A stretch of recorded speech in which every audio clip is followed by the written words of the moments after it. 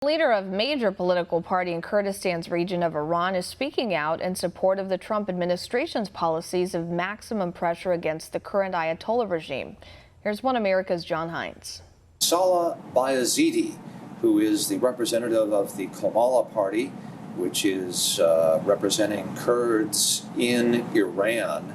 Thank you for talking to us on One America News. Thank you for having me. You are the representative of the Kamala party, which is affiliated with Kurds in Iran. What is your message here in America? The Iranian Kurds is a big population, about 10 to 12 million out of 80 million.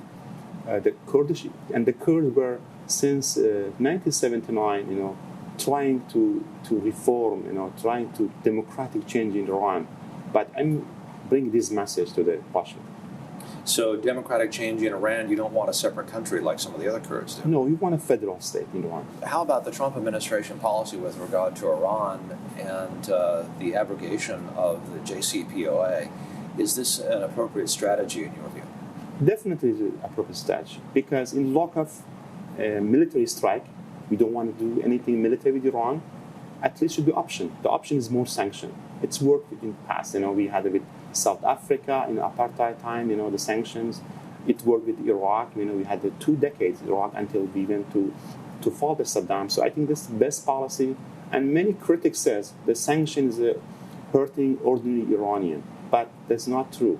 What is Kamala's position on the U.S. maximum pressure policy? Yes, we had a press release. We supported maximum pressure. We see the sanction. This sanction is not against the people, because already Iranian people suffering. Already Iranian regime had $1 billion. You remember that's 5, 6, 7 years ago. They were selling oil to $130, $140 per barrel. They were importing 4 or 5 million barrel oil per day. So what does money come? They're building houses in Venezuela.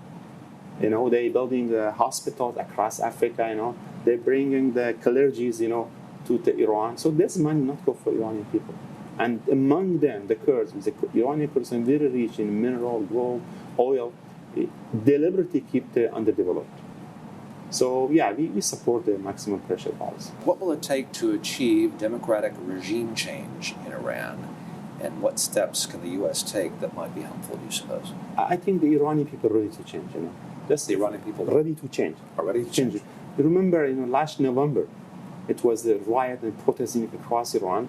In 3 days, Iranian regime killed 1,500 people, 10,000 detainees. Just a month after Iran shut down the Ukrainian airplane, they denied it. After 72 hours, when they found out there is a document, there is something they cannot hide, they said it was intentional. Iranian people were ready to change, ready to go to the street again. But unfortunately, this pandemic and then the virus things come up. And now the big threat is the virus, because Iran is hiding what's going on inside Iran. So you like the Trump administration policies with regard to Iran at this time? Yes, I definitely support it. Why? Because I think it's the benefit of Iranian people and benefit of the U.S. Salah Bayezidi, representative of the Kamala party in the United States, a group of Iranian Kurds. Thank you for talking to us at One America News. Thank you for having me. Appreciate it. Want to see more videos like this? Click on the link below and subscribe to One America News on YouTube. And call your cable provider and kindly demand that One America News is added to your lineup. Call and subscribe today.